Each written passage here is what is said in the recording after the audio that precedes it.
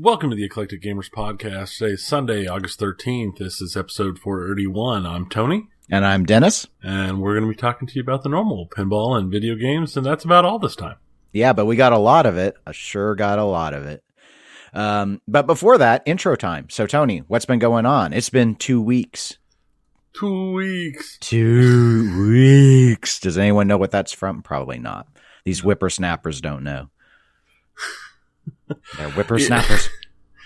In the last 2 weeks, I've been actually pretty busy because, as I said last episode, I was studying for my big certification test at work, which I successfully passed. So congratulations! I don't ever have to take one again. Yeah, I was going to ask. Was that the final one? I thought it was. Yeah, that's the last one. That is the final one. There's no more to take as long as I don't lose my certification, which just requires continuing education courses. Yeah, it's the same with, well, probably a lot of things. My health insurance licenses are the same way, and the tests were, as I'm sure your test was, it was so grueling. It's so much easier just to keep the education up, even though I don't sell insurance, so I just keep them in case I need them for work.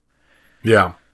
No, yeah, that's how this is. The test was just so insane. It's like, man, I'll just do the continuing education courses, even if I don't need it, just to maintain I have it. So, because of that, I decided to treat myself.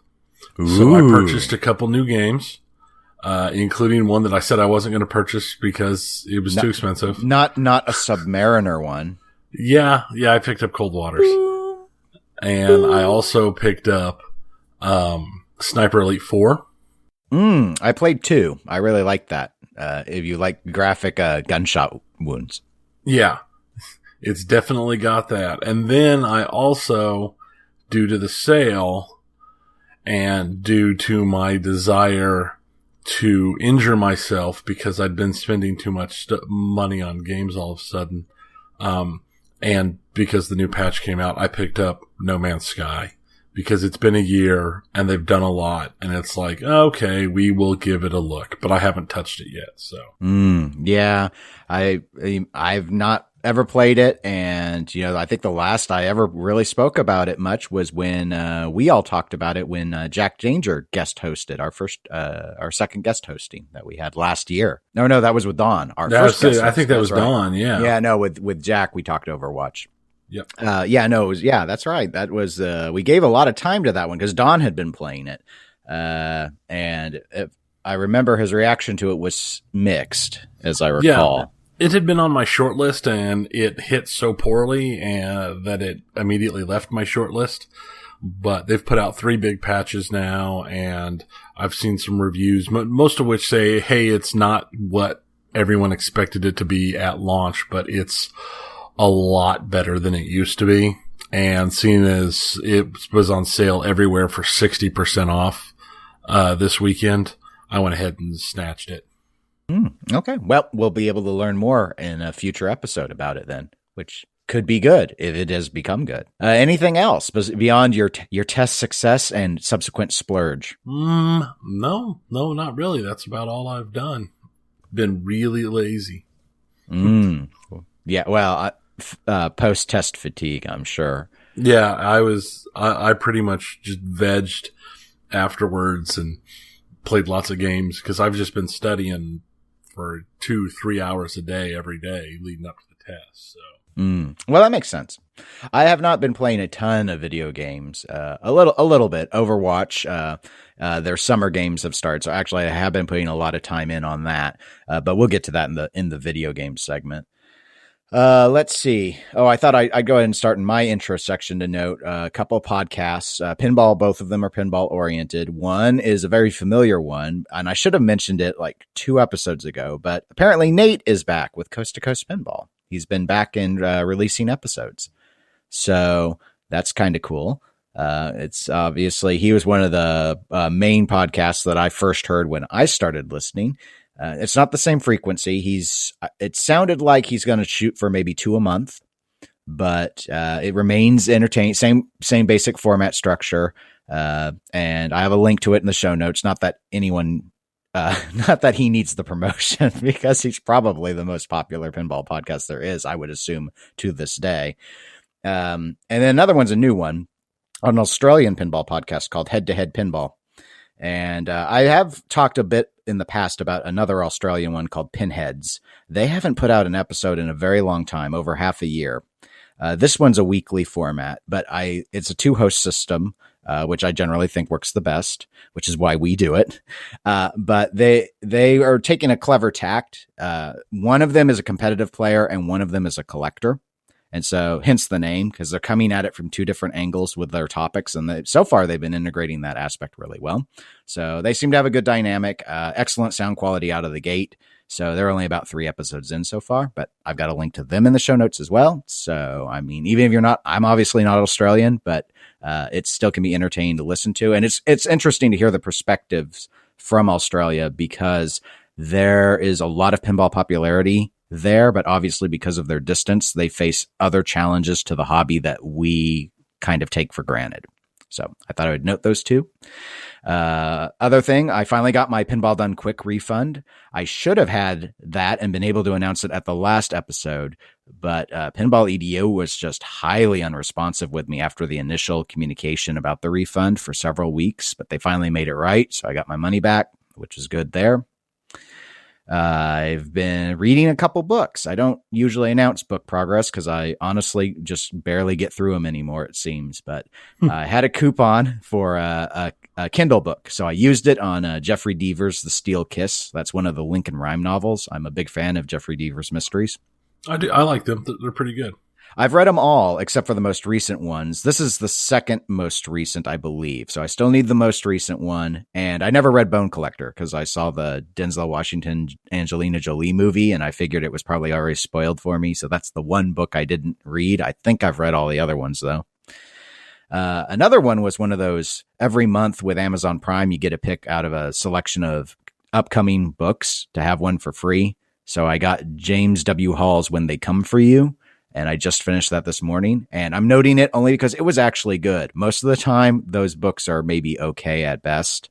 Yeah, I've had that issue with them. Reason I don't grab them unless something really catches my eye is because several of them I've just stopped and halfway through and go, no, it's not even worth finishing this book. I've wondered on some of the ones I've read, it seemed to be a case where I wondered if it was the translation. A lot of them seem to be foreign written and then they're translated. And I've wondered if maybe they're better and just a lot of the prose collapses under the translator's kind of shoddy job or something. I'm not sure though. They could just be bad from the get-go. But no, this one was actually entertaining. So I liked it. And the only other thing I was going to note in the intro was Sharky Shootout, because I'm not going to talk about it in the pinball segment. I have been making some more progress on it. My shop job on it is complete. 2 days ago now, I replaced the 2 broken drop targets I had. One was chipped and one was flat out busted. So those were replaced. I took them all apart, cleaned them, and put on new padded decals on the whole thing. So those should hold up better.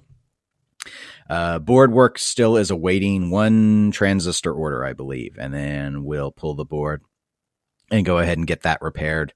I'm still also awaiting my NVRAM replacement chip and my Cliffy protectors, but those aren't related to functionality, so I don't need those to actually have the game quote unquote done.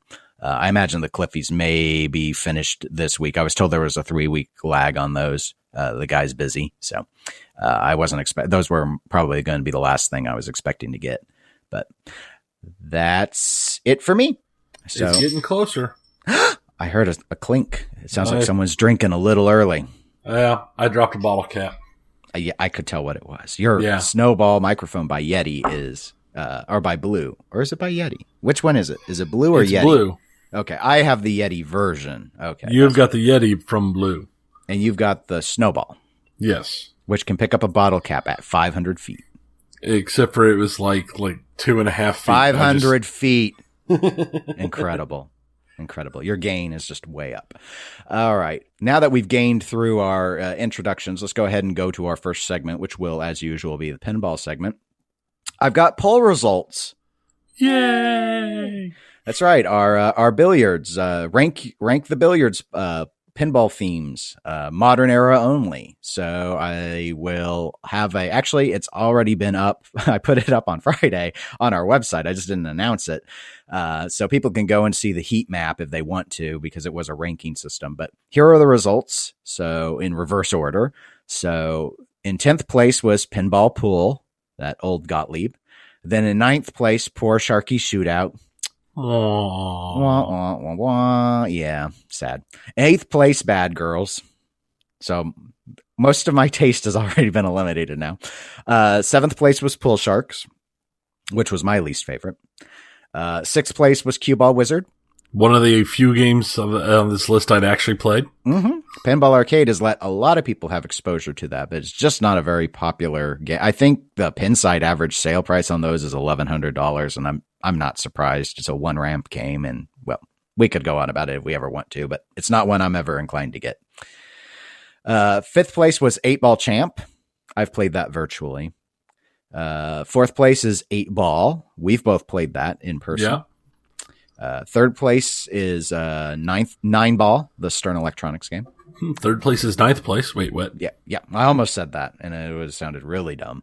2nd place was Break Shot, the Capcom game. I've never played it, so I really want to try it because apparently a lot of people ranked it pretty high.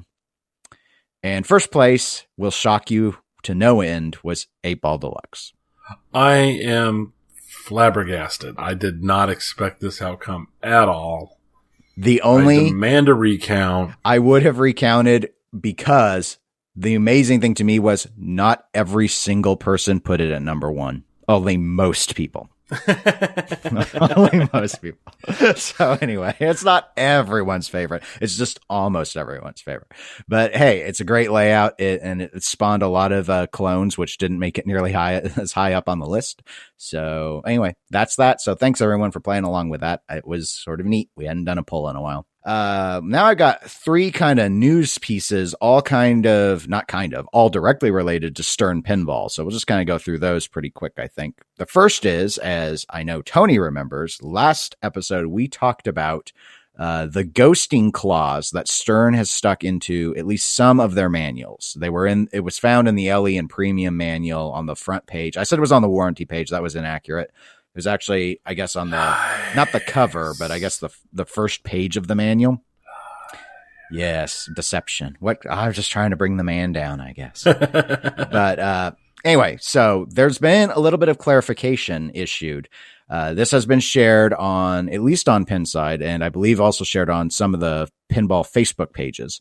But I believe in a communique issued to their distributor network, Gary Stern clarified that there is no change to the warranty and that they are still planning to stand behind their products as they have been standing behind their products.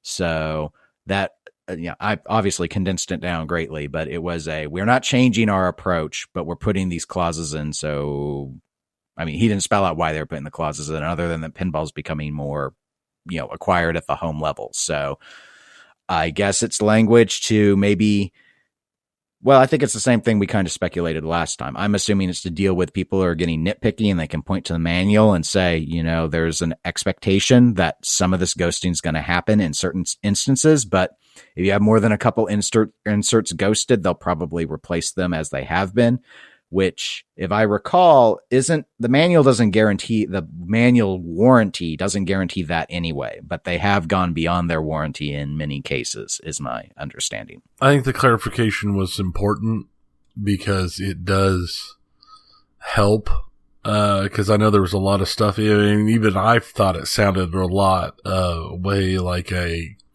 CYA to give them a reason to start dumping warranties. So we'll see. I mean, as long as that doesn't actually happen and it's just verbiage for legal reasons that doesn't turn into them just completely walking away from issues in the future, I think everything will be fine. We'll just have to wait and see how that turns out. Yeah, it'll all come down to enforcement. I'm sure it is to protect them in some way, to allow denial in some way where they can point to something specifically, or at the very least to get people to maybe cut down on calling them the moment they see a sliver of any ghosting. But that also kind of begs the question of how many people actually sit there and read their manual. It is on the front, so I guess you wouldn't have to read far. But I never sat there and read my Star Trek manual when I got it. So you have to read the manual every time. I read the setup instructions. You've read every word of the manual. I read the setup. It's terrible. I trusted them. And Star Trek's been fine. but my model predates all the ghosting complaints with there's all sorts of speculation online, especially on Pinside, about what's causing the ghosting, because everyone's sure that it's not deliberate. It's just is it the clear? Did they change the formula? Was it the change in the playfield finisher? Was it a situation with the insert type they're using now? I don't know. I don't do enough wood and plastic clear coat work, as in I do zero of it, to have any grounds to speculate. Second piece of Stern news, unless you wanted to add something. No, I was just saying that's the next hobby you can take up is clear coating wood. Because I just want to inhale all those chemicals and turn my garage into a spray paint paradise. I guess I'd airbrush at that point. That'd be fancy.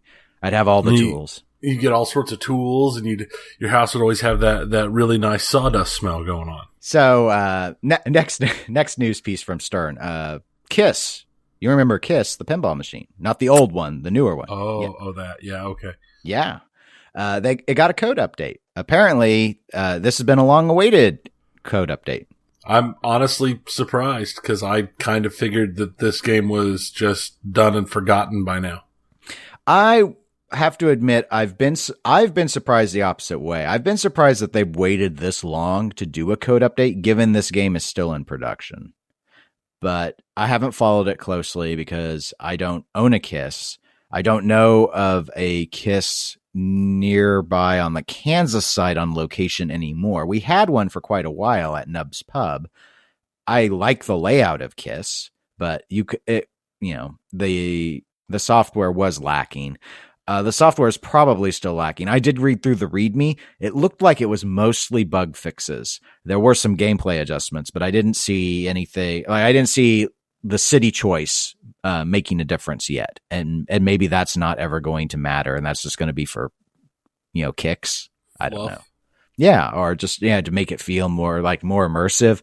I don't know. It just seemed like that choosing because it's not, choosing the song makes a difference with the shots. That's always been the case. So in a way it's not like AC/DC or Aerosmith had you pick cities also. So Kiss had this extra layer, but it didn't do anything. And it seems like since you get a choice, it should do something. But again, I don't know. If it still ends up as deep as any other music pin, I think it's hard to complain, but it does look a little weird. But still, it's good that they got this, because there were some scoring issues and such. Some of those bugs were sort of severe. So it's good that they finally got a code update out. I sure wouldn't mind trying this again on location now that it has its code update. But I don't think it'll be a priority for anyone to re-rotate it in just because of this, from what I've read. Yeah, I doubt it. I doubt we'll see it come back in just for this. I mean, it might come in as part of the normal rotations, but I'm not holding my breath. Yeah, and the one on Nubs it wasn't operator owned. It's kind of like the Star Wars he's running. It was owned by a private collector who was willing to let it go out on route for a while. So. If I'm remembering the setup on that right. So anyway, last piece of Stern news. They have a new marketing director. They've hired Zach Sharp, the current number one in the world, according to the IFPA ranking of competitive pinball players. The previous director of marketing, Jody Dankberg, he's still with Stern. He's now been moved up to the director of licensing and new business development. So I know Zach has a marketing background. I don't know with whom, but it's not like a wholly new role to him. It's just, it's showing those ties. It's interesting because Stern just a few months ago had acquired Keith Elwin, who was once also number one IFPA ranked player in the world, as a pinball designer. So Stern's definitely, kind of harvesting crops from the field of competitive pinball. This was less of a reach. I think Zach already lived in Chicago, but versus Keith, who had to move there. But anyway, I have no idea if this means there's going to be any change to marketing strategy or not. Obviously, Zach, though, given his competitive bona fides, is very well established in the tournament community and well respected. So he may have an easier time reaching out to that group of people. I don't know how much overlap there is necessarily between high level competitive players and collectors. There's a degree of it, but not everyone who plays successfully competitively buys lots of pinball machines. So I don't know. Now, here's a question: how is this going to affect the changes we've been seeing in the IFPA and the upcoming, and Stern has their new thing they've been doing, Stern Army, and all of that for competitive play and boosting the hobby. So I'm curious to see how this will have an overall effect, considering Zach's involvement with the everything else, with the IFPA and everything. Yeah, Zach is the vice president of the IFPA. His brother, Josh Sharp, is who runs the organization outright. I don't know. My guess will be we'll still continue to see things move in that direction. The ties between the IFPA and Stern have been growing. You've mentioned the Stern Army, which came about, I think, less than a year ago. Yeah, as I recall. And then I believe it was a month or two ago, they announced that there was going to be, kind of replacing the Papa Circuit, there was going to be the Stern Circuit event, where Stern is going to be the big sponsor of this massive 20 location circuit that culminates with this final championship thing, like what Cactus Jacks is on the Papa Circuit. Those sort of events, it's all basically getting branded as Stern stuff because they're willing to be a big sponsor. I think we'll see more things along those lines and those items cultivated. Given Zach's background, I think he's going to identify most strongly with the idea that Stern should be reaching out to the competitive group, that those people will be the most interested in acquisition of pinball machines, that they're a prime group that you can cultivate because they already have a high level of interest in playing. And so they'll not only might they buy machines, they can also encourage locations to acquire new machines because playing on the new machines is useful to them because that's what they're going to face in tournaments and such. So there's some of that, but also given that he has a marketing background, I think he's going to be broad based enough that it's not going to just be exclusive to that. I think that'll continue to grow, but I think my sense has always been that a lot of that stuff has been more the IFPA pushing and Stern agreeing rather than Stern reaching out to IFPA and saying, hey, let's see what we can do to reach out to competitive players. Maybe we'll see more of Stern sort of taking the lead. I've always just assumed, maybe falsely, but I've always assumed that it's been Josh Sharp who's been driving that train, trying to enhance the exposure of competitive pinball and get the sponsorship levels up. It just seems that way based off his personality and the interviews I've heard that that's really his passion that was driving that. But I can stand to be corrected if I am incorrect. Okay, that's it for the Stern news. Two more topics. One was Star Wars Premium. Dead Flip aired gameplay. I have a link to the recording of that in the show notes on YouTube. I don't know if you had an opportunity to take a look at any of the footage. I caught some of it live. I was also watching Overwatch World Cup, so I was bouncing back and forth. So sorry, Jack, but I have to see if Symmetra's in the meta or not. That's just what I got to do. But I was able to watch a good segment of it. Yeah, I actually didn't watch any of it because I've been horrible because I've just been brain dead and playing games and watching live streams of, other stuff that I didn't even, until you told me about it the other day, I didn't even realize it and I kept meaning to see it and I just haven't gone and checked it out yet. So. Okay. Well, they were at it again, much like when they played the Pro model. The big notable difference on the premium model, obviously, is the hyperspace loop. And it looks cool when it's working right. There was a part where something happened. I don't recall. I think it may have been a software bug or something had occurred while the game was going, and the ball, the loop quit going. So the balls kind of went down to the bottom of it and eventually fell out and center drained. And it was kind of like, oh, that's sad. But when it was actually functioning, it looked really cool. I don't know if it really changes the gameplay experience other than kind of like how, Getaway. When you get the ball on that loop and how it's like going fast. It's like that, but it seemed faster to me, even faster. So visually, it looks really cool. I think in person, it would be very visually impressive. But from a gameplay standpoint, I don't know if it's critical. It seemed like when there were multiple balls out, there would still be a ball going on that. So you weren't actually having to manage and catch up all the balls. So, like at least one was, it seemed still supposed to be up there. I may be misunderstanding, but that's what it looked like. The other main difference is the other toy, the Death Star. It actually explodes apart when you defeat the Death Star. I guess the LEDs weren't triggered by the system when it was blown up right at the end of the stream, and it cracked open like you would probably expect it would, but there was no light show, so it was a little underwhelming. But it was what it was. They played the game differently than they did on the pro stream. On the pro stream, it was sort of what I consider that competitive player standpoint where they were playing for points. On this, they weren't doing their multiplier locks. And in fact, I don't recall if I saw anyone hitting the button on the lock bar. And I know that they've modified the software at least 2 times since the pro stream, and they've reduced the number of points you can earn with the bonus multipliers through those changes.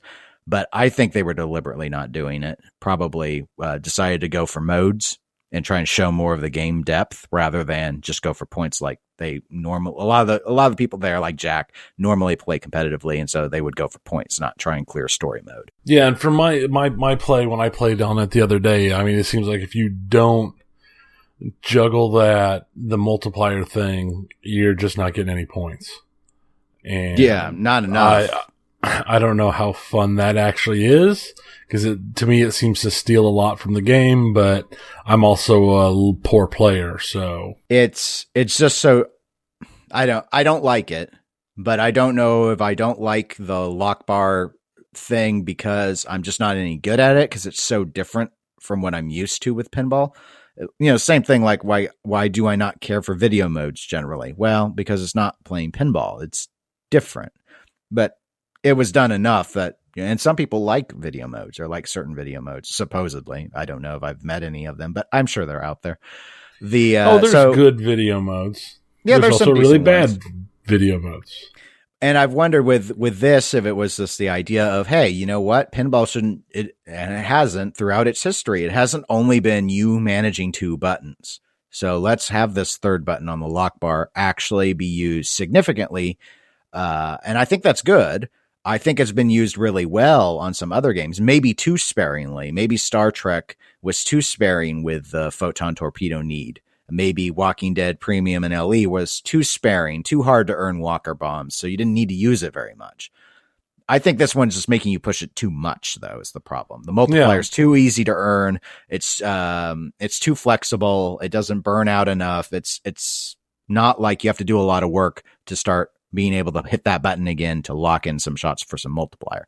So I think that's my problem with it. I like the layout of the table, though. I think that the layout's interesting. It's very fast, brutally fast. Yeah, that's true. So I can't say it's my favorite layout, but I think it's a clever layout. Even though I know in the photos it looked a lot like AC/DC, this does not play like any other game I'm familiar with. I don't feel like I'm playing another Steve Ritchie game, except F-14 in the sense that it's really fast. That's about it. So I think it feels really different, for better and for worse. But okay, that actually is really cool. Well, while we've been talking, I've had the video muted and playing up on one of my spare monitors, and that hyperdrive ring is pretty cool.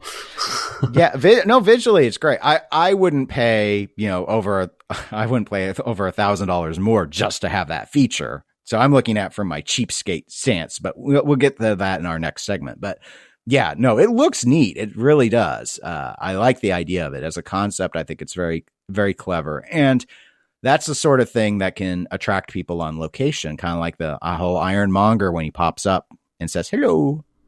Hello, I'm Ironmonger. And then the kids put their money in and he goes, goodbye. And they're like, no. And they never earn him because he was kind of hard to light.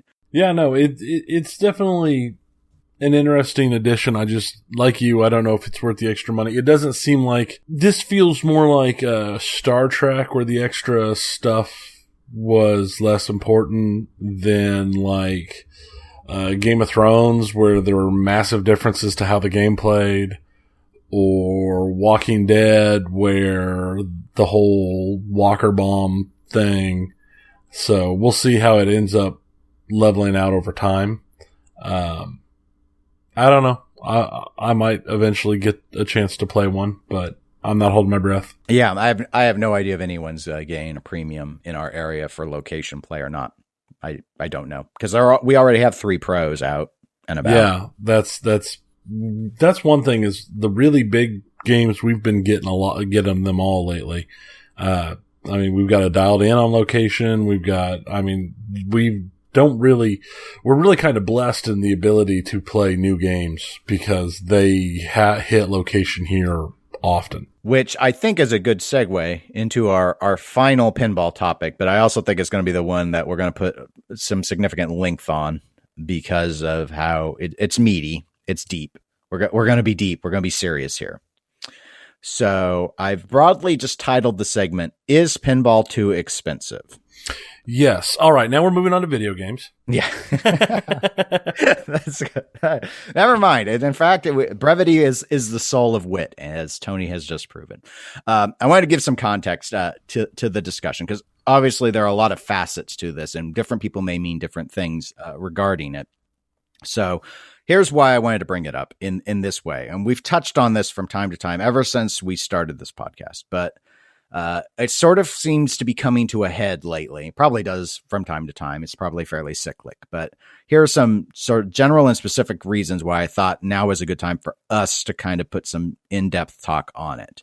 There has been a lot of discussion on Pinside, which is, we've noted, is a major pinball forum, regarding the cost of new in-box pinball machines.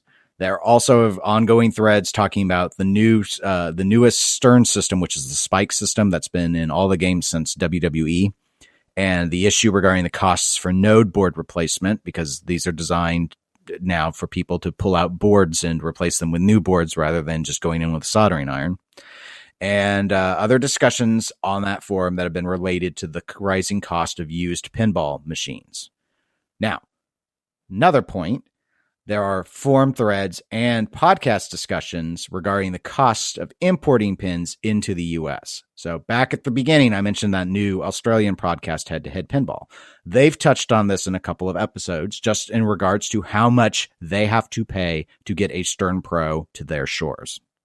And obviously there's a conversion going on there, but it's not, I mean, they're already in 5 figures in Australian dollars to bring in a machine. So it's worth noting.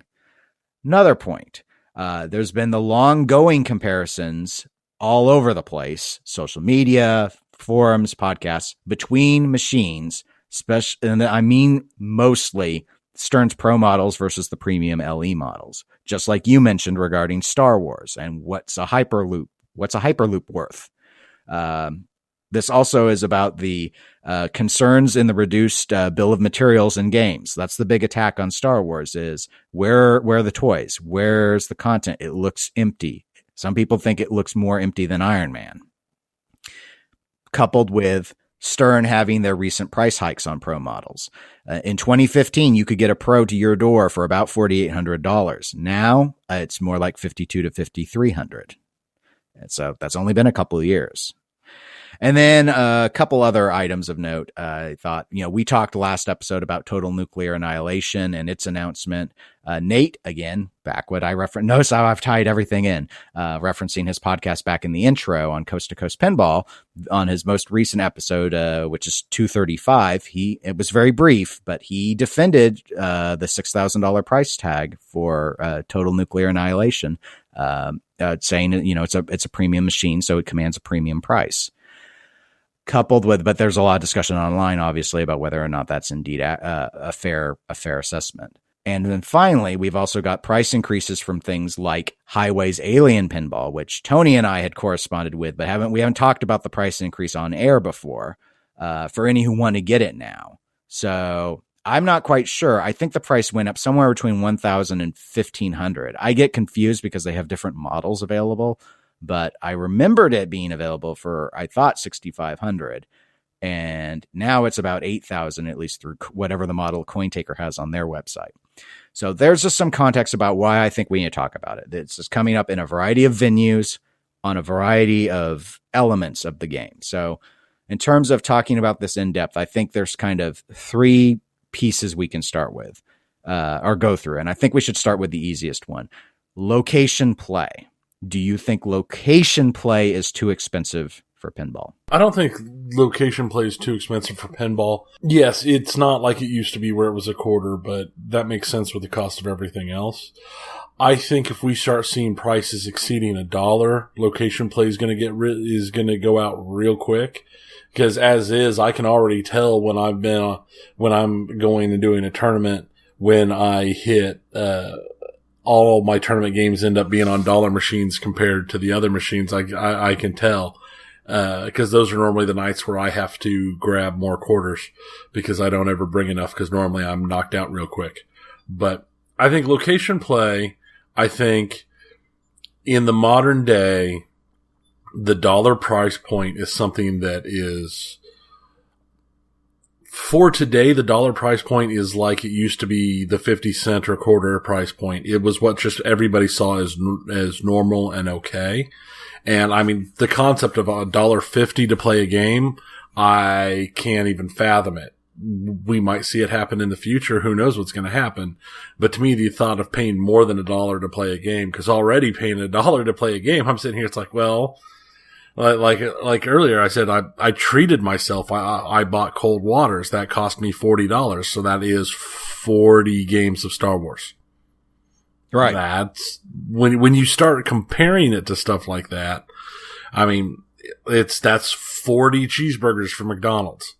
Though the pinball's better than the cheeseburgers from McDonald's. Well, but it's more fulfilling, yet also less fulfilling. Well, less filling. Anyway, more fulfilling but less filling. So, but I don't have a problem with the location play pricing as is. But if the cost of pros keeps going up, we're going to end up at a point where their location play is going to have to go up just because they can't afford it. If you put a game out on route and it's doing good, but it still takes you 3 years to make back what you made on the machine, then that's 3 years of uselessness, basically. I mean, you're just making back the machine. So, it's a big question. I think the way the industry has been going is aiming more for the home collector markets. That's by having here's a pro and here's an LE, here's a standard model and here's the special edition model and the cranked prices and stuff. And typically they have more things to break and more things that are visually pleasing but not required. And that's why they crank the prices on those ones. And there's people out there who pay them.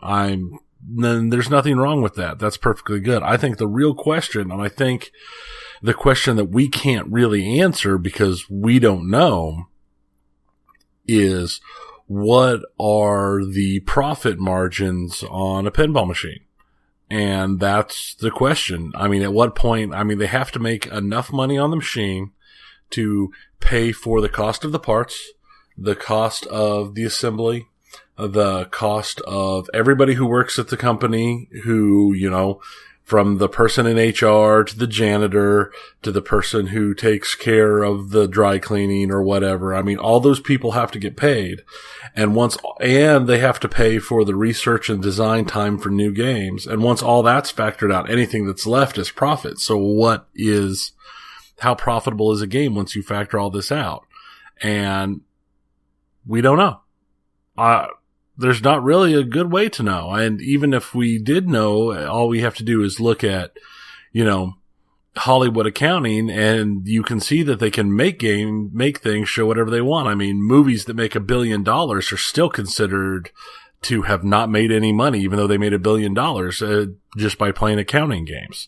So the same thing could happen here. it's just something we're never going to get a straight answer to, but it's something that I think is what is directly necessary to have a really good discussion is it actually too expensive? I mean, if it cost $500 to make a game and they're charging $10,000, yes.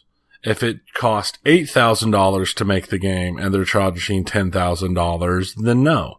And that's just something I don't see a way to really know. Right. I mean, unless they ever wanted to open their books or it was public enough that they would, I mean, unlike the Hollywood thing's an interesting example where, and I don't know what accounting rules they play by in Hollywood, but, you know, assuming an organization was subject to generally accepted accounting practices for audit purposes, you could probably have a reasonable understanding of exactly what the financials are. But, you know, project by project, it would hopefully be carved up into some sort of sane way. But again, there are industries, as you've noted, where it's not necessarily done that way, or at least they have some reason for gaming it in a particular way, though Hollywood is its own unique beast for a lot of reasons. I think, well, let me go ahead and handle it in two things. First, the location pinball. I agree with you. I think location prices are fine, but I think the dollar is pretty much a hard cap. I have a lot of trouble believing that a lot of locations would be viable if they had to go beyond $1 because of the mental barrier that people have. Where see, and I think that I just wanted to be, but people thought that about the 50-cent cap. It's like, who would pay more than 50 cents? Well, 40 years on, everybody pays more than 50 cents. 50 cents are seen as cheap games. So I don't want to put it as so hard as a hard cap because we don't know what things will be like in 30 years. In 30 years, $2 a game might be seen as the new normal. It could be, but I mean, you also noted the issue with your cheeseburger / video game comparison that pinball isn't in a vacuum. This isn't a case of arcade versus arcade. Pinball's now competing against home entertainment. So if it's in 30 years, if it's now $3 instead of $1, well, but how much would Cold Water 22 cost? Did it still cost $40? If it was still $40, then I don't see how pinball can get away with it. Well, yeah, and that's the thing is if it was still $40, yeah, you're right. But if it had gone up as well, if it was like 75 now, and that's all something, there's just no good way to see that. I mean, if you get 10 economists in the room, I can guarantee you're going to get at least 6 different answers of what things are going to look like, that way in the future. It's not, for me, the issue is not one of inflation. That's not, things will inflate, and in theory, they should be accepting of the inflation rate. The problem that pinball has on most locations is that it's still using coin mechs and dollar bill authenticators. It's not, people will know, they'll feel it if they have to pull out $2 bills and stick it into a machine. We're not going to start printing $2 bills. So, well, beyond what are already done. So it's not like how Dave & Buster's gets around this with their claw machines and stuff by making you do everything on a card and using credit points so that they're doing that to mask. It's all an illusion. So you don't feel that you're spending as much money as you're actually spending on each game. But most individual locations don't have that capability. There are some that'll do things like pay range and stuff, which make it easier to pay. And maybe if enough things adopted that, I could see people going, oh, okay, well, I'm just clicking on my phone. What's $1.25? What's $1.50? It's not the amount. It's just that it's that mental barrier of how much am I actually sticking in this for a 90-second experience. Right, and that's kind of like the games you get on your phone where they'll pop up the thing where it's like, oh no, you're out of energy. For $1, you can get more energy, and you're like, oh sure, I'll spend $1. But the thing is you've now done that 15 times today, but you don't think about it. But speaking of phones, with the increase of things like Apple Pay and Google Wallet and NFC contact pay and stuff like that, at what point do we see a shift from, and completely skipping the whole card reader, swipe your credit card in your pinball machine thing, to a point where you can literally just tap your game, your phone against the game and hit authorize and play. But I mean, I think that's something that's coming that we'll start seeing, not just in stuff like this. We're going to start seeing that in everywhere, in the next 50 years. I wouldn't be surprised. Yeah, no, I think that makes sense. So overall, though, since we're both in agreement that location plays pricing right now isn't really an issue, let's go ahead and set that one aside because we're in agreement that that's not a problem. So that really just leaves the collection side, and you elaborated a lot about on the costs, obviously, for manufacturing versus the cost of sales, and how we don't know how much they're making off of these things, which is a completely fair point. But let's go off of what we do know. We know that pinball has increased in popularity, especially since, let's say 2012, maybe 2010. But as of 2012 was when it seemed like Stern was starting to really push out a lot of machines. They also had a lot of really successful machines. We also know that there have been a number of companies that have started up since 2012. Every single one of those companies has targeted one market demographic, the home collector. I can't think of anyone else that the closest you could say that did more than the home collector was Jersey Jack. And I note that because they have the redemption option that they've put into their games and such. But Jersey Jack's whole premise when he's forming, as I understood it, was we want to make these full featured machines that people will love to have, that have all the bells and whistles, which seemed very collector oriented, very home market oriented to me.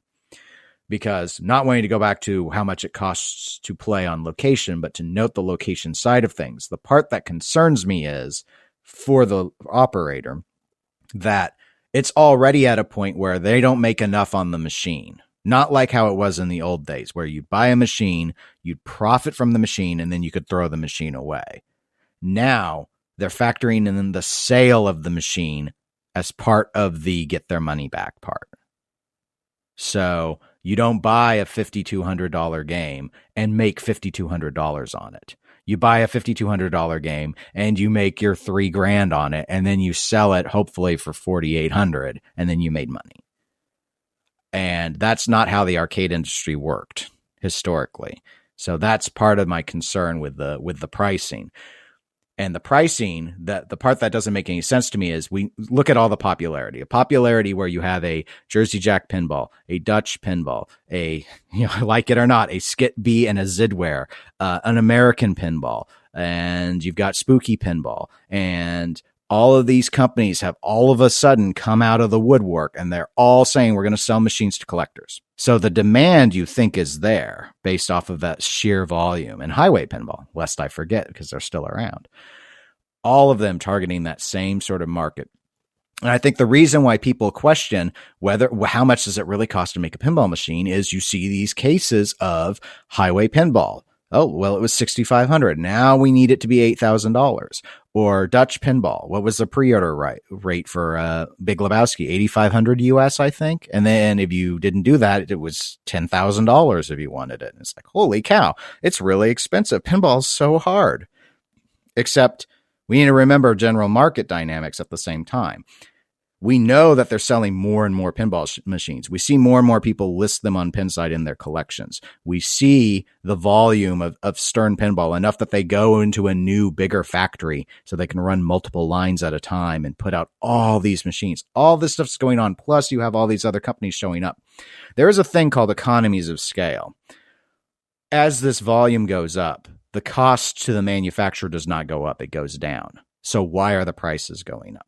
I put forth that they have gone up because they are profiteering, which is their right to do as a company.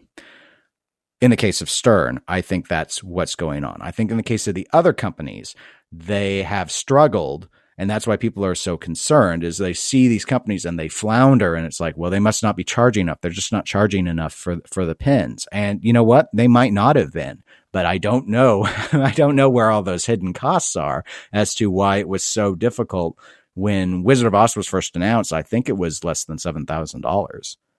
And that didn't work well for Jersey Jack. So you sort of have these two stories. You've got that aspect of these companies trying to do all this stuff, and then they struggle and they have to raise prices if they can even survive. And then you have the case of Stern Pinball where people say, well, look, they keep making these efficiency changes and stuff, and they're cutting pieces out, but the costs keep going up. So what's going on here? How much? We know Stern's being successful right now. They're not living on by the skin of their teeth here. It's not 2006. So I think that's that interesting dynamic. And I'm not saying it's good or bad, but the thing that I think surprises people who are familiar with market industries in general, that confuses them, is they look at it and they go, huh? And I think they go, huh, because you went from a situation where there was a monopoly with Stern to a situation now where, by varying degrees of success, there are a half dozen companies making pinball machines, but the prices have gone up across the board. So why is that? Why do you think that is? I don't know. I honestly do not know. I mean, there are so many things that it could be, things that would make sense, but we don't always see how that lays out. Like you were saying, there's all these new manufacturers out there, but almost all of them have either failed or had to be bailed out. Is this due to teething problems from them being new, and where Stern is already set in place and has been in place, and all the cost and the figuring things out that comes from starting a company new, Stern has already handled and taken care of, decades ago. So they're now able to coast while these other companies have those higher operating costs and those bigger issues due to startup? Or is it because everything anymore is licensed and licensing is more expensive? Or is it an increase in cost due to the changes in tech?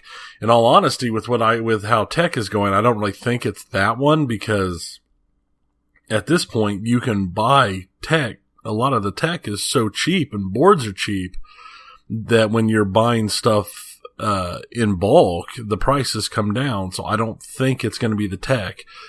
Now, it could be research costs, if you want to call it research cost, as you go to figure out new ways to integrate, like they're starting to integrate LCDs, but even that's been happening for a couple of years, and I don't see how high the cost would be for that integration. And once that cost is done, what's the next new thing that's going to be on the thing? Because it's still, for the most part, the same old mechs we've been seeing for years. They might be controlled in slightly new ways, but it's still, a magnet's a magnet, a sling is a sling, a pop bumper's a pop bumper. So I'm not sure. I'm not sure where it is, and it could just be because I don't have enough of an economics background, let alone a business economics background, to sit down and really ferret out what the issues are. And it could be, like you said, it could just be, well, it's getting popular again, and let's crank our prices and let's build a nest egg, a parachute for once the popularity drops off again, so that we have reserves built up, and then things will drop back down to subsistence, like it was before the popularity came back. Yeah. I mean, you raised a number of different variables, and obviously that's the challenge here, is because this is a manufactured product. It's really difficult to be able to necessarily point to anything in particular that, I mean, obviously, as I've expressed, I think it is in the case of those that are being successful. It's just looking at the market and realizing the market can bear these costs. So let's charge these rates. In the case of the unsuccessful ones, where they've been unsuccessful, that's, I think, a far more daunting challenge. I have heard that prior to their now new management, Highway Pinball's problem was the one you pointed out regarding acquisition of parts. And you mentioned acquisition in bulk. I have heard that Highway didn't do that. They were buying parts for building 5 to 10 machines at a time. And so that's like me going to online to Marco Specialties or Pinball Life and ordering my repair parts for a pin, where if I order a certain count, I can get a discount, but I'm not. So I'm going to pay, I'm going to pay a premium for just one part because I didn't need a whole lot of them. That is an awful way to run an assembly line, and you can end up spending, I mean, some things that I can see just from the parts stores. I'm buying them end of sale. It's not wholesale. It's not a special deal that you'd think a factory would have. But sometimes I can save up to, say, 50% on a part if I was to buy 20 of them. Well, yeah, and that'd be one of those things. You'd think in this situation, you'd sit down and you'd go, now this could be like Spooky. Spooky sets a specific number of pins. And it could just be as simple as they're sitting down going, we're going to build 200 pins. We need these parts. We need X, Y, and Z for each pin. So we need 200 X, Y, and Z. What kind of deal can you cut at me on 200 X, Y, and Z? I'm going to build 200 pins no matter what. And that lets them lock prices in, where some of the others, they're like, well, we don't know how many we're going to sell, but we're going to go ahead and say we're going to do 100. So let's lock it 100 X, Y, and Z. And then once we roll these first 100, we'll see what we're doing. Maybe we'll order another 100. Maybe we'll order 25. It's an economy of scale. Right. Right. So I think that's been obviously, if those statements were accurate, that's obviously been an issue for Highway. I don't know if it's been an issue for any of the other companies. You mentioned licensing. That's a good one to go on briefly, because I know I've read online, some people have speculated that Star Wars is the way that it is because perhaps the bill of materials affecting how much stuff Steve could put into the game was impacted because perhaps Disney wants more for the Star Wars license than how much Stern typically has to pay for a license. I would not be surprised at all by that. And it would not surprise me either. However, broadly speaking, I don't think licensing is a primary issue of cost drivers for pinball as a whole. And I'm saying that based off the fact that Dialed In is the same price as Hobbit. Total Nuclear Annihilation is the same price as Rob Zombie. American Pinball's Houdini, which, yeah, it's using Houdini, but they're not paying a license fee. He's passed his copyright or whatever, is a $7,000 game. So whether or not they're licensed doesn't seem to affect the price. I'm not seeing any discount offered by any pinball manufacturer for it being non-licensed. So I don't want to flat out characterize it as a red herring to blame licenses. And in the case, maybe in the case of, I could see in the case of, say, Star Wars, perhaps it would be Stern saying, we're going to make this much money on every pinball machine. This license took an extra $100 away from your bill of materials. I could see that. I could see them doing that. But it doesn't seem to matter. Now, if Stern miraculously made a machine with an original theme, I don't think they were going to give it to us $100 cheaper. No, I don't think so either. I think what all that comes in, and especially because people like it when everything stays the same. So saying, well, this is a pro game. Pro games cost blank. So it could be that pro games cost $5,200. And on that $5,200 on a licensed machine, they make 10% as profit. I'm just making these numbers up, so no horrible emails, because I'm literally just making these numbers up as examples. And then if they turned out a game that was at the same price point, but it had cheaper licensing, maybe their profit would move up to 12%. Or if it was a completely unlicensed game, maybe they could push their profit up to 15%. And they'd leave the price the same, and people are just like, oh, I got a Pros. Okay, you got the $5,200 model. Or, oh, I got an LE. Okay, so you got the $8,000 model.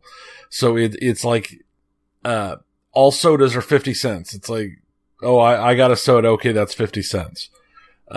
It's just a label and a cost attached to that label. And their profit varies, but they don't change the label, because if their licensing was more expensive, they lose a couple percent. If it was less expensive, they gain a couple percent. And it probably works better overall to give them a area to aim for and something to work with and to keep people happy, because people like it when things are nice, settled, even non-changing, stuff like that. My thought would be in terms of, so getting back to the baseline question, is it too expensive? I'd say it just depends. And I did mention in the kind of my summary of reasons to bring up the discussion that obviously the cost on used prices going up has come up in all of this. I think that's clearly just a byproduct of more people being interested in collecting, the hobby growing. So more people are trying to scoop things up. So that's going to drive prices up on the used side. It's not been going up as bad as it was a couple of years ago. So, whether or not it's too expensive, I'd say that just depends on how much money you have. If you would want to see pinball be cheaper, then I don't think it's so much a quote unquote vote with the wallet scenario in that case. I think the problem that the pinball industry has is people talk about all these new companies as competitors to Stern, but they're not. They're not really competitors to Stern.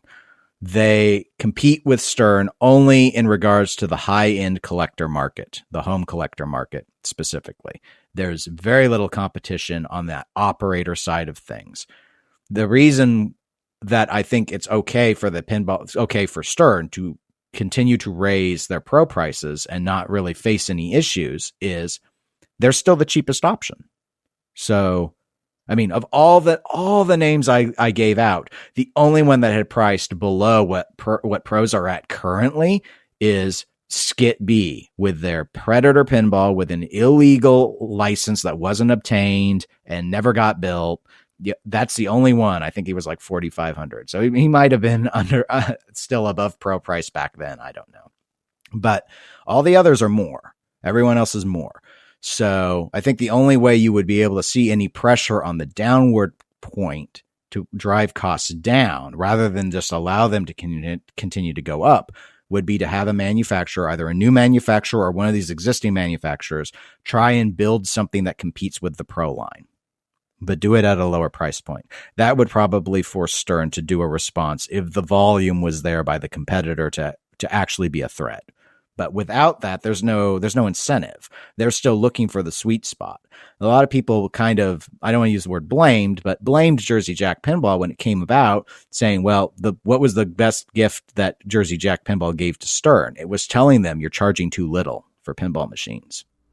Because it was like looking at all that it's like, Stern has the tier model now with a Pro, Premium, and LE. A lot of people criticize that model. I and me too, because I don't like games with different types of gameplay being called the same thing. That's my criticism of it, and not just being different trim and stuff. I like the idea of, playing a Game of Thrones means you know how to play Game of Thrones, not, oh wait, this one doesn't have an upper play field. I don't know what I'm doing now, sort of thing. But that's the situation. Until there's someone that thinks, no, there's too much profit built in, we can be a profitable company by coming in and attacking the lower end of the segment, will there be any incentive for pricing to decrease on the new in-box, in my view. And I don't think we'll ever see that. I don't think anybody who comes in is going to plan for that. And when you get down to it, if they come in, they've got all the startup costs, like I was talking about earlier, because they've got to assemble a factory, they've got to hire workers, they've got to put together a factory, or they've got a contract. And if they're going to contract, it's going to be even more expensive. So unless somebody walks in with a ready-made factory spot that they can work with and keep the prices low, I just can't see it happening. I think even if somebody could come in and walk in and do it, and they could walk in and say, it's like, you know what? I can build a machine for $2,000 and sell it for $3,000. I bet you they'll still sell it for $5,200. It could. Or, they might sell it a little bit less to try and make there be an incentive to say, oh, no, I'll do it at 48, so that you have a reason to trust me, the new guy, over going with the company with 30 years experience. Right. Sort of strategy.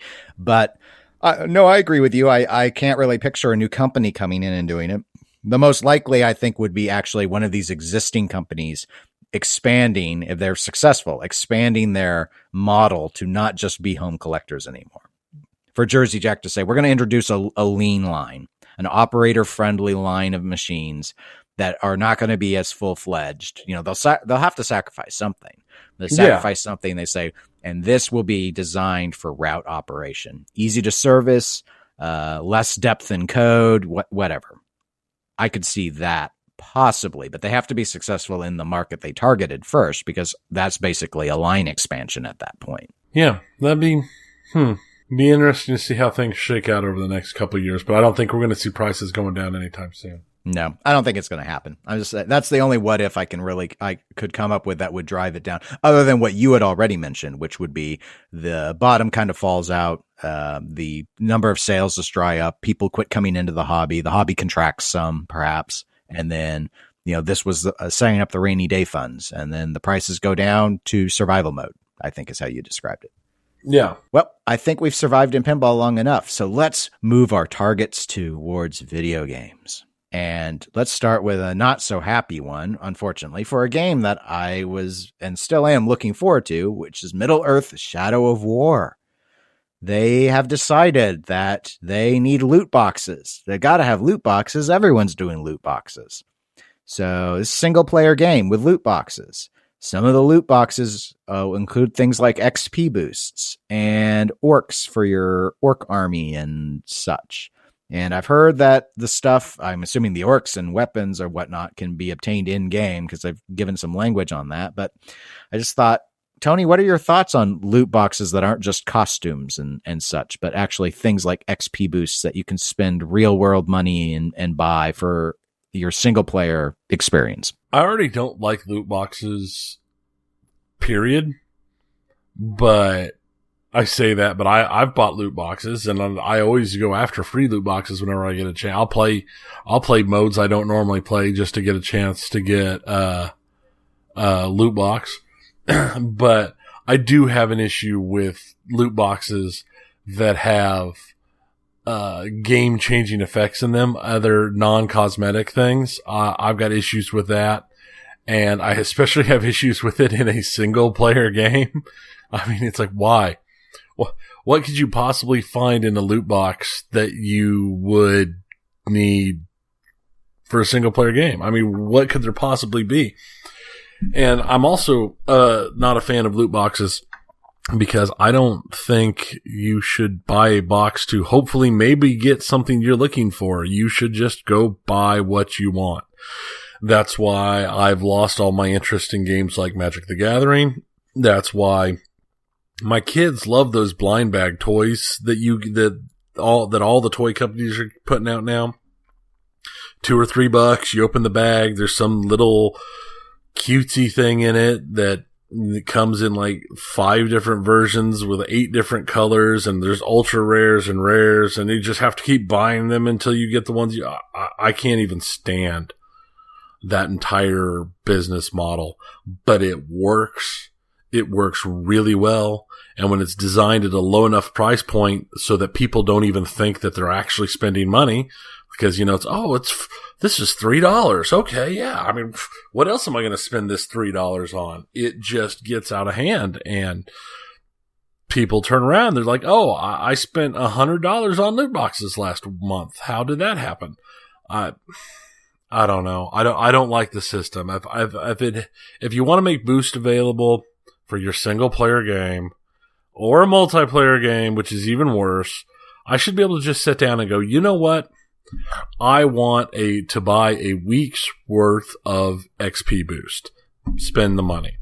There's some games out there now that I do play that have systems like that, where if you pay for your premium, you get XP boost and you get currency boost, so you earn more XP and more currency.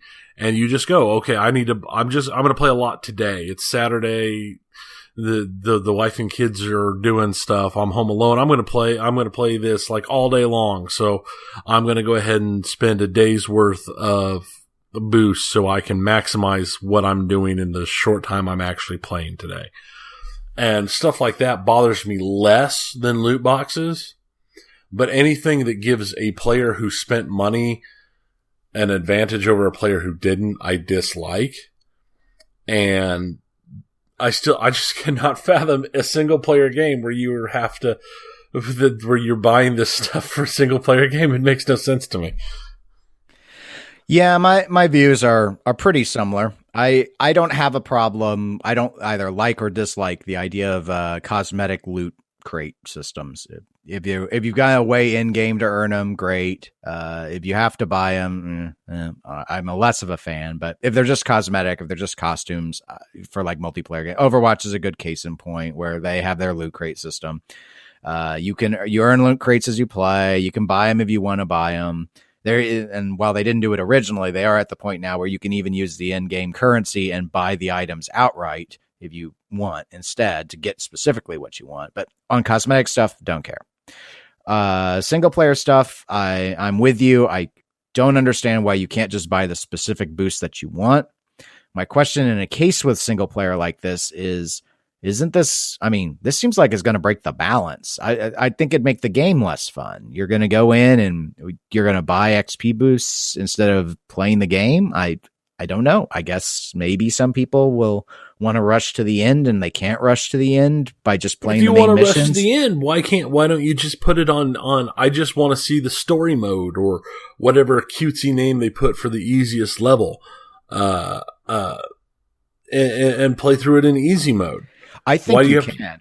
I don't think this is the developer's idea. I think this is the publisher's idea. I think I can and I'm stealing this from a couple other podcasts I've heard, but I agree with the logic that they were told from on high, you need to monetize this more, put in crates.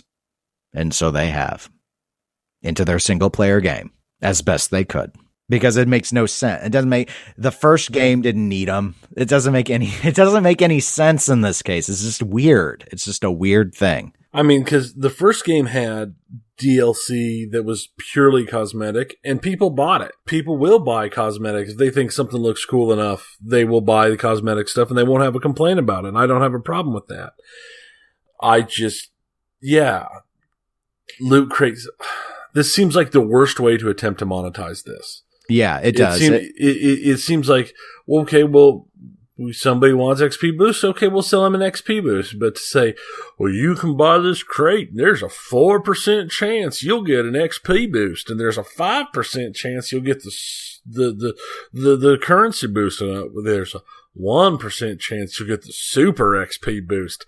Buy 15 boxes at once, and hopefully you'll get what you want. I can't even.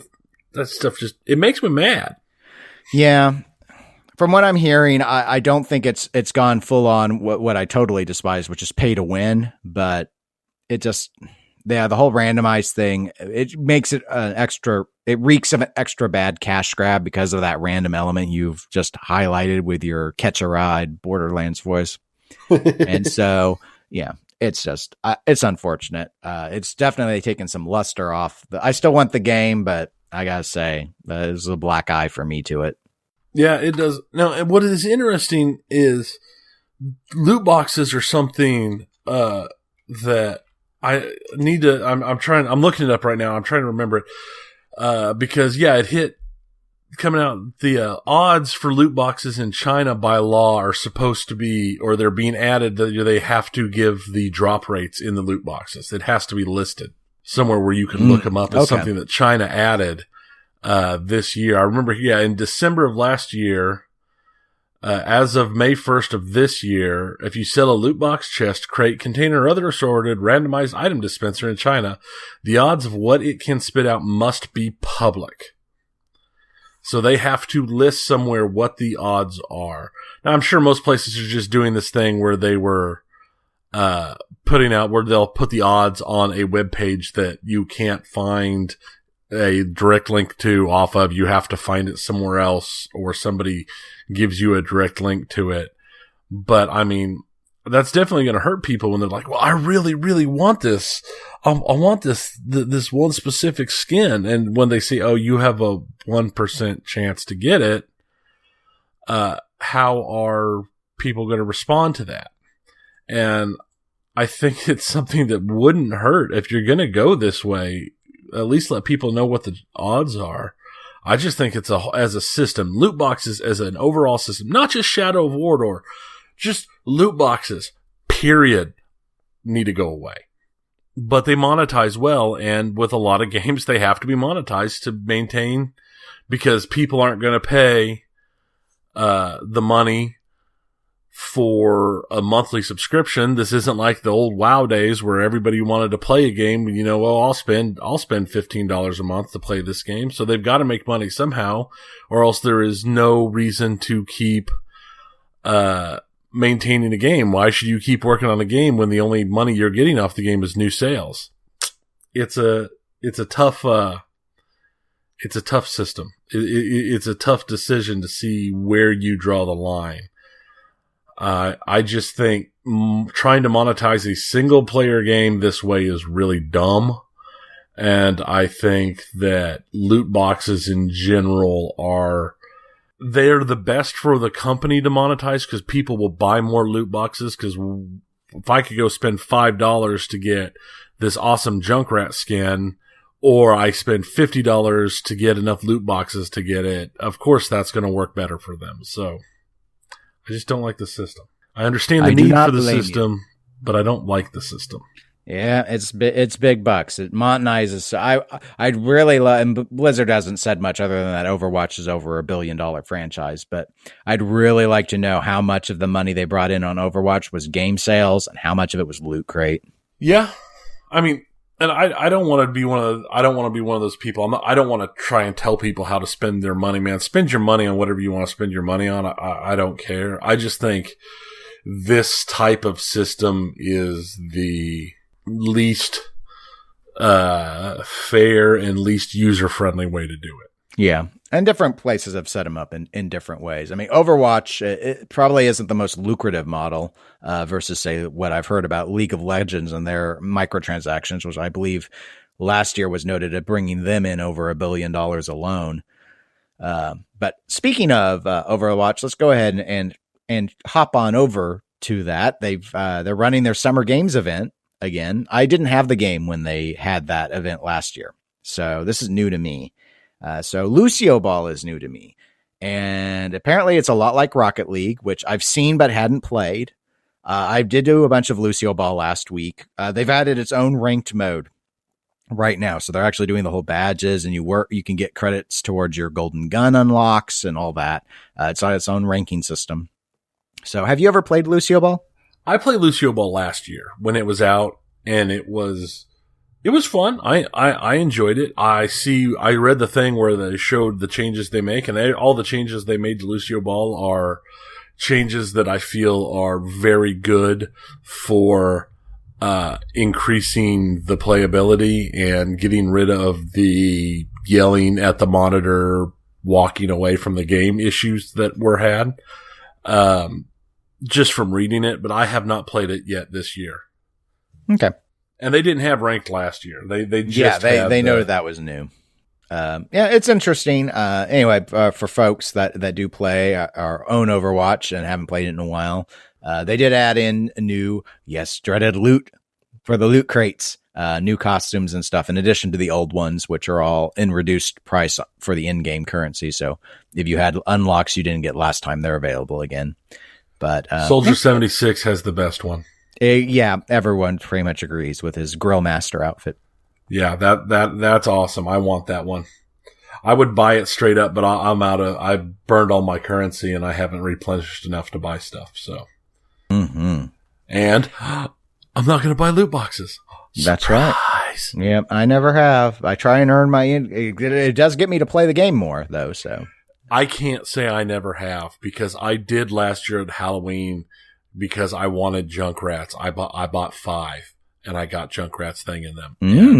And I bought them on the last day before it went away, and I got Junkrats thing because that was before they let you started just buying them outright with built up in-game currency. I burned through my reserve of currency back on the anniversary when I was buying all the stuff from the anniversary, and I have not built it back up very high. Yeah, I don't know what I'm at right now. But anyway, folks, it's out and available. Speaking of out and available, speak the words of a game you've already spoken the words of, but now actually can speak with the knowledge of one who has actually clicked upon it. As I said earlier, I treated myself and I bought Cold Waters, and the game is fun. I am now halfway-ish. I don't know for sure. I'm at some portion of the way through my second playthrough of the campaign.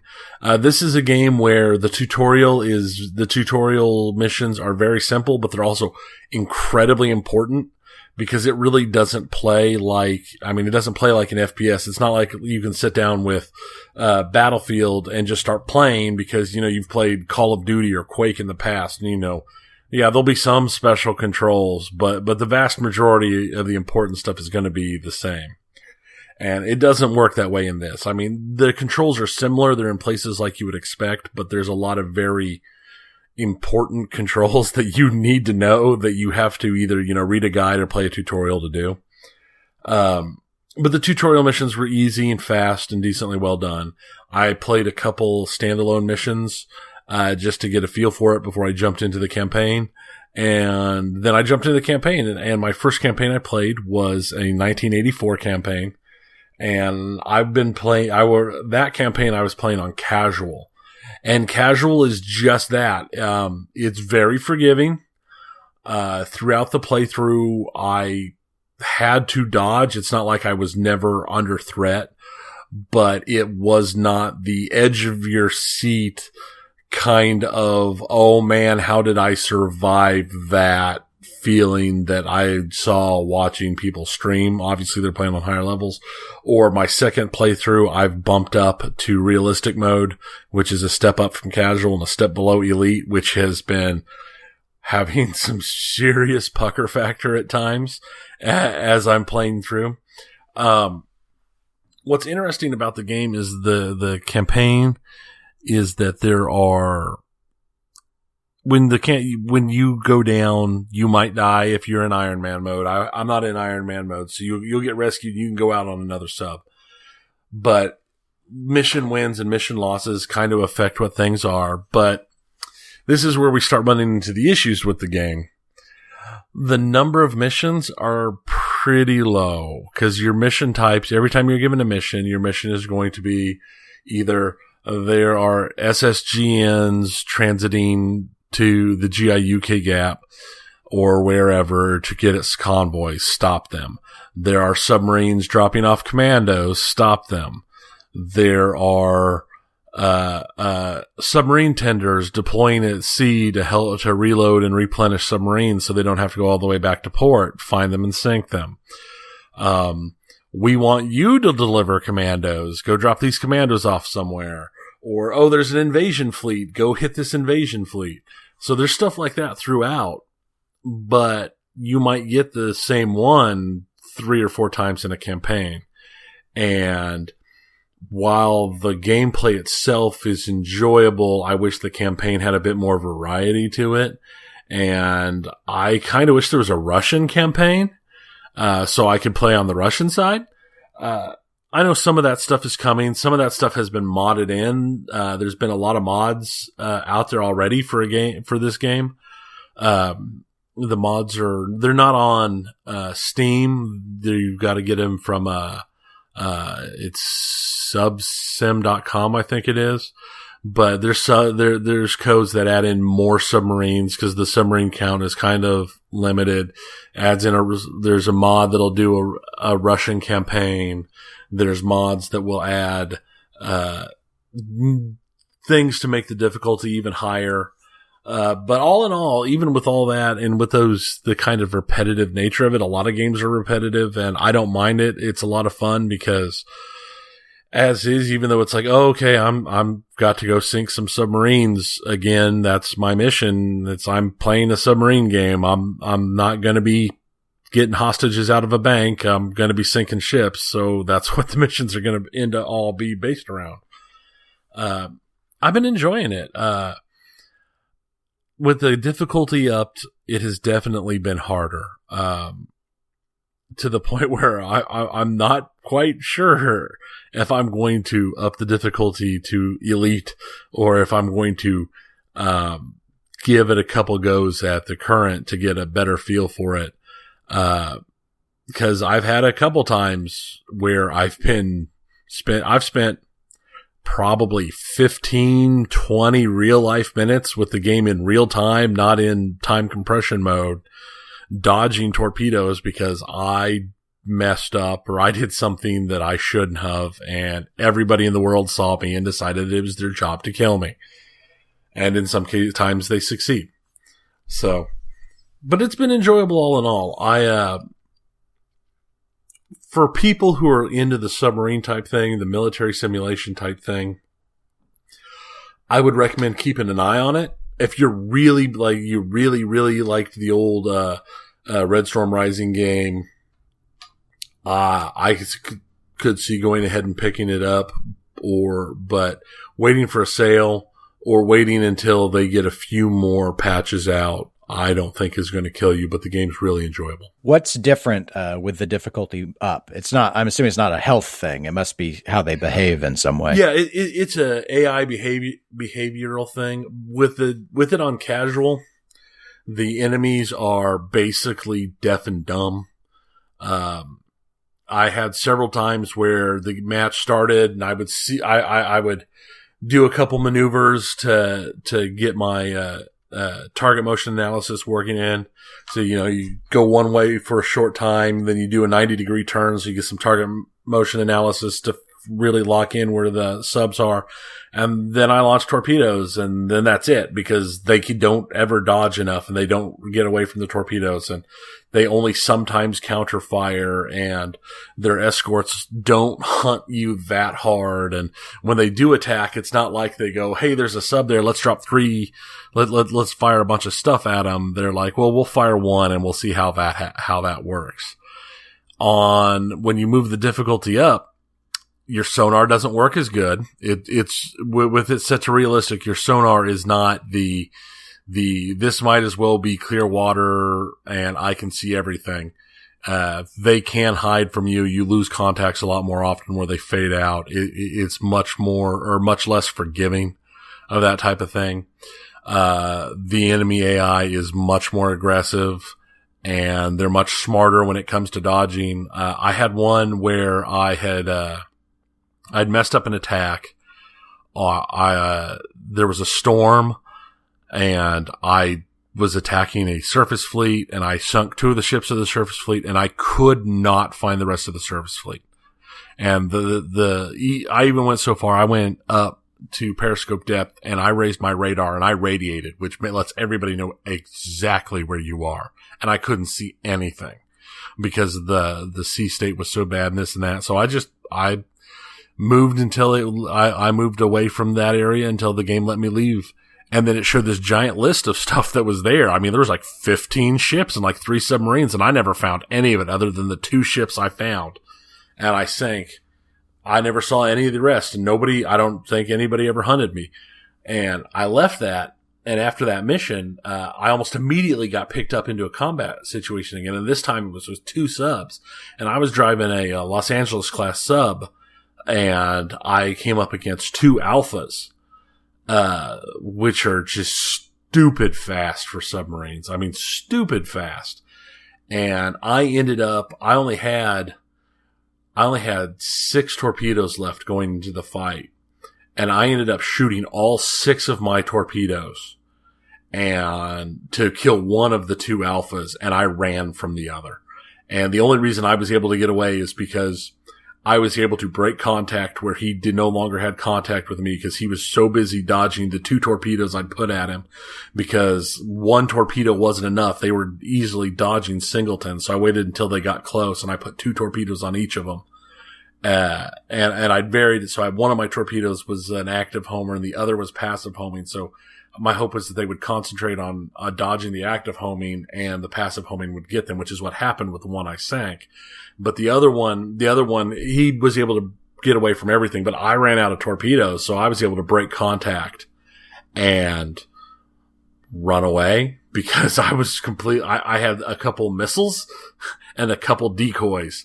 But at the same time, while at one point there were 3 of us within 5,000 yards of each other, all going flat out as fast as we could, twisting, because there was like 8 torpedoes in the water. And I'm pretty certain at one point one of my torpedoes chased me, and because when it lost contact with the alpha, it picked me up. And I know for a fact one of them was dodging his own torpedoes, because my torpedo had blown up and he was still dodging like 2 torpedoes. And I know I had only launched 2 torpedoes at that point, and one of them I knew was gone. The other one was on a different target. So I know he was dodging his own torpedo. It was a mess. It was insane. That took 20 some odd minutes. That happened just before we started recording. That's why when you sent me the message initially, it took me over a half hour. I was in the middle of this big old underwater furball when my thing chimed. I'm just like, I can't, not right now.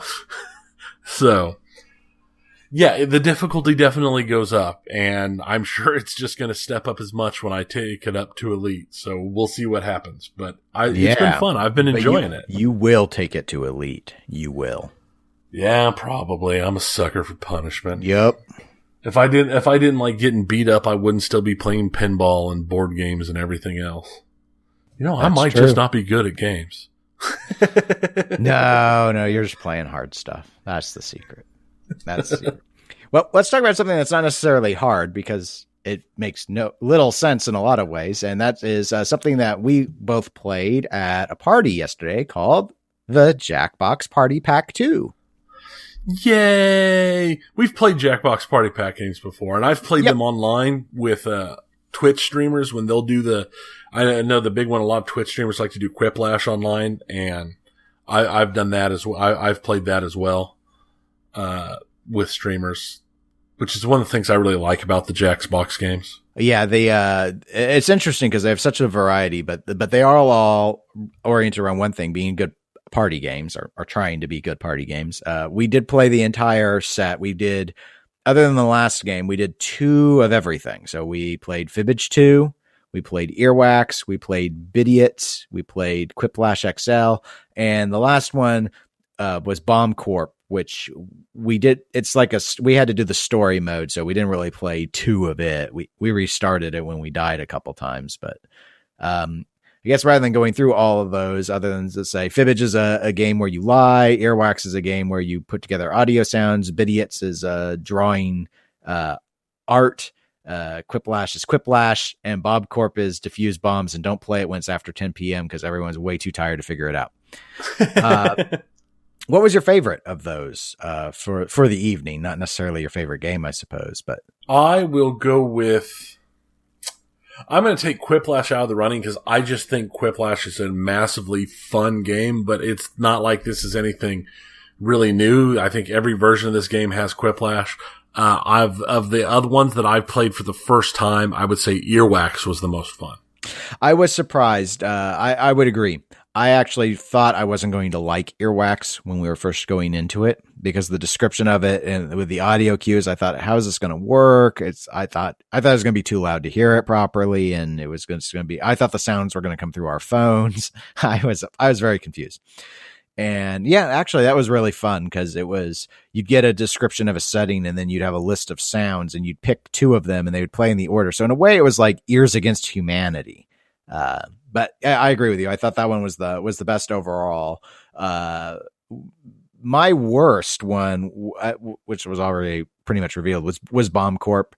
It was just too. It was just too hard to think. I was just too. Maybe if we had done it first, it would have been better. But maybe. Yeah, maybe. We were all real tired at that point. I think for a party game, it just requires a little too much thought. That's more like full-on tabletop style serious gaming. I was a bit surprised at it based off of what everything else in Jackbox is, which is just trying to be clever. Almost everything else is to be clever. And this was not. This was lives were at stake. There were lives, and the lives were lost. It was sad. Many lives were lost. I mean, like all Jackbox stuff, it had funny comments and it had funny stuff going on, but it just wasn't as fun as the others were. It felt a lot more serious. I liked it overall, so that was nice. Yeah. So I just thought we'd give it a mention. And I think that's the last thing for us to mention on this episode. I think we made it. I think so. Soon, like I was saying, I'll be able to talk more about Sniper Elite 4. I've been playing it some, but it's nothing huge other than the whole, hey, I just shot some Nazi in the testicles, and he gave me a slow motion cam of them exploding. But it's been fun so far. And I'm also, like I said, I'm going to take that work on No Man's Sky and see how that is playing. That's my plans for. Hopefully, I'll have one of those at a point where I can talk about them next episode. I have no idea what I'll have. I have not played Dishonored for 2 weeks. And I'm probably going to still work at Overwatch while the summer games are going. So I don't expect a lot out of me. Maybe Sharkies will be done by next episode. Maybe not. Hard to know when the transistor will come. Anyway. Well, if you didn't have it being delivered by rat boat. Hey, it's a science. It's the science of purchasing. It's what I do to keep pinball prices down. I'm doing my part. Are the manufacturers doing theirs? I don't think so. Anyway. If you'd like to reach out to us to talk to us about Sniper Elites or maybe some strange skies where no man is allowed to be or the price of pinball machines, you can email us, eclecticgamerspodcast@gmail.com. We're also on a variety of social media, such as facebook.com/eclecticgamerspodcast. We're on Twitter and Instagram as eclectic_gamers. Also on Twitch, though we haven't done much there lately. Nope, but it's there, and it's the same as all the others. So you can always go over there and just wait for us to come online, but you'll be waiting a long time. Oh, until next time, I'll say that I'm Dennis. And I'm Tony. So long, everyone.